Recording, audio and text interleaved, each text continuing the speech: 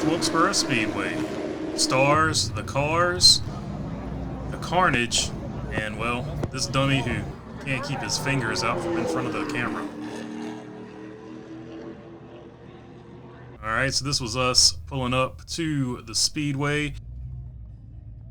This is the first time I entered through the driver or crew member intro thing. This is where we were getting our armbands to get in. And this, of course, is us actually walking into the track itself. There you see it. It has been somewhat renovated. It's not completely done. It's not all the way there. I'm going to get into all that in a little bit, but it's really cool just to be here. Super awesome. You see the black asphalt that they paved the entire infield with. Whoever did that should be forced to stay there for the entire duration of the event because it made it so freaking hot in there. There's Justin Whitaker's car. That's one of the cars I was working on. And this is us walking up to the hauler. This is us going through tech. You can't film in tech, or you're not supposed to, but I took this real quick deal in tech. It sounds really crazy because I had to slow it down so much, but this is basically what it looks like going through tech. That's Tate's car. We broke the weight stands going through tech because our car was so low. The weight scales, I should say. There's Erik Jones's car right there. This is our pit stall. This is where we were at. There's Justin Whitaker's car. Hey, there's Justin. So yeah, there's Justin's car, his name above it and all that. Then you're going to see Tate Fogelman's car, and then I'm going to take the two guys that were around us. To the left of us was Ross Chastain's car on day one. This was the practice day. This is the practice before the race, and Erik Jones was to the right of us. So that was Erik Jones's car for the Stars race, which unfortunately got rained out, but we'll get to that in a minute. This was the view of the racetrack from on top of the hauler. As you can see, a lot of blind spots, just a sea of trailers. There were so many cars there, just so many cars. There's Tate right there. But yeah, just so many cars. And you can see Freddie Kraft complained about the spotters not being able to see anything. That was a brief shot of Erik Jones' car there. That other shot was me creeping on Ross's helmet because I thought Ross's helmet was cool.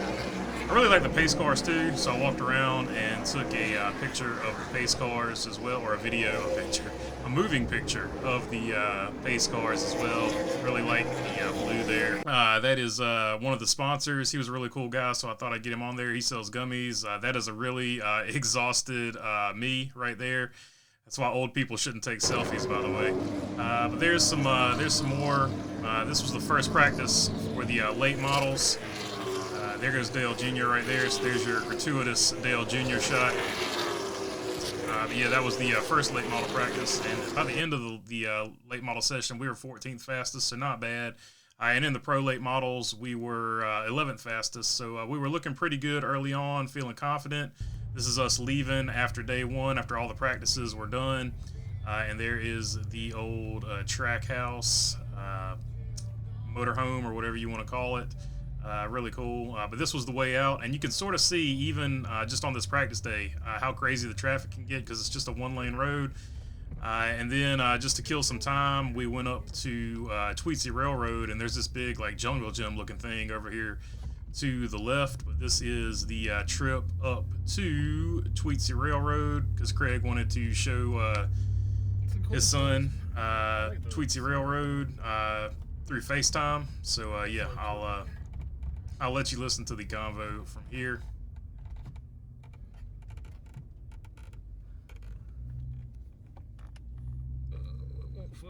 Steven Spielberg, I am not. There you go. There is the train for Tweetsie Railroad.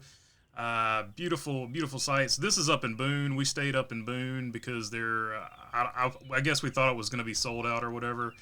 The hotels and stuff around Wilkesboro. But there you go, Tweetsie Railroad. There is the entrance. Really cool. I went there as a kid. Definitely good memories. And there's that big jungle gym thing. Like, I really want to get on that thing, but I would probably get hurt physically and emotionally if I did that at this age. So because the Stars thing got rained out, this was the first schedule they gave us to redo it, and this was the second schedule they gave us to redo it. The reason they redid it is because everybody complained so hard that we had to go out at 10 o'clock. That's Tate Fogelman's car right there. That's the car we were racing. And that is Justin Whitaker's car, his pro late model. So that was the pro late model I was involved with, helping out with. And this is old Rodney Sandstorm here. I thought his car looked really good. He's in the pro late model deal, so watch him take off here. He's going to take off in just a minute, and it was cool.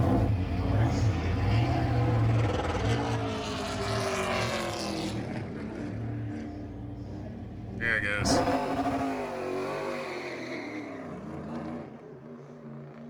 Here's another pace car, and once again, I'm not Steven Spielberg. I'm not used to filming with my phone, so I got my fingers in the way like a dummy.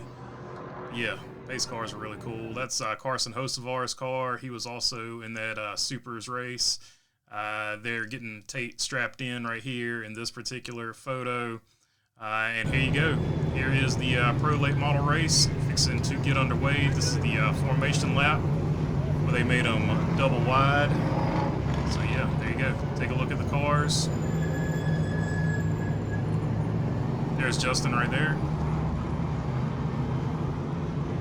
And they're fixing to get started there. You saw the inside lane. That's Augie Grill. He ended up winning the race. And we cut an oil line, so it was an early in for us. This is the lineup before the late model race. There's BK. There is Kevin Harvick right there. This is everybody cheering for, you guessed it, Dale Jr. That's the crowd reaction to Dale Jr. right there. That's the creative license that Rodney Childers took. You saw the hole there in the back glass. So Rodney Childers always working an angle on something.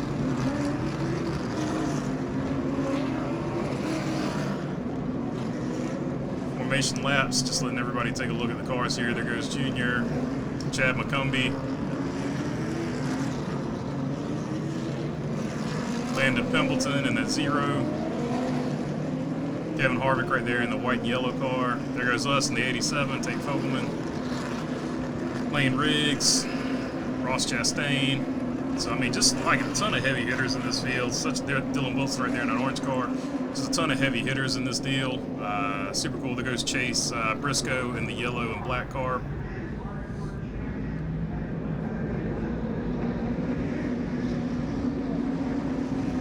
Here we go. We're fixing to rock and roll. This is the start of the race.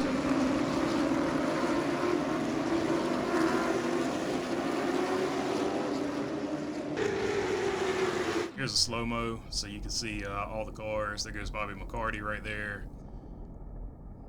Daniel Suarez on the outside. There goes Junior. Chad McCumbee.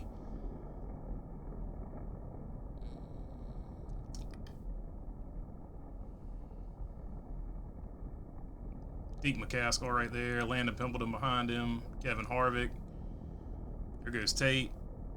Brad Keselowski behind him. Lane Riggs. I mean, just so many heavy hitters. Ryan Millington. Just so many really good drivers out here, man. It goes crazy. There goes Ronnie Bassett Jr. There goes Ross Chastain. I forget who was in the 40s. There goes Dylan Wilson. Yeah, just like a ton of like really good drivers here, man. There goes Chase Briscoe in the black and yellow. And that was Landon Huffman in the black and white 22, by the way. This was the big wreck that everybody talked about and saw. We had the big screen in front of us, so we could see parts of the track that we couldn't see from the corner that we were in. We were in between 3 and 4 was where our pit stall was at. Just a massive pileup. Took out a ton of cars. There's Ryan Millington. As bad as this car looked, he kept going and had a good finish at the end of this. Here's the replay right here. I'm fixing to zoom in. Ross Chastain's car to the left. Here it is.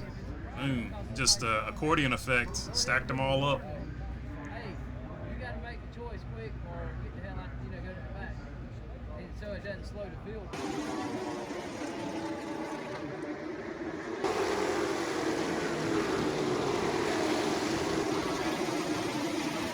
I was so thirsty that Coca-Cola tasted so good right there. I was pretty much delirious at this point from the heat exhaustion. I drank a gallon of water, so that Coke was the first non-water thing I had. See a ton of tape on the nose. That's why I kept showing Tate's car. A ton of tape on the nose. He drove the heck out of it, despite it being damaged like that. Great driver, great wheel man. It's fun working. It's always fun working with these guys. Whole Fogelman gang's good. Whitaker gang's good too. Fun stuff. And here we go. This is near the end of the race, and they're taking off. I think this was the last stop where everybody that didn't get tires in the middle stop got tires. If you look at them, they're going for it. And I thought I was pretty slick there, showing you the replay or showing you the big screen and then shutting down. This is after the race, after Butterbean McQueen won, or Butterbean Queen won. So there you go. Yep. And so there was only one place to eat the entire time. It was that, and that was $14 for that little scoop of pork.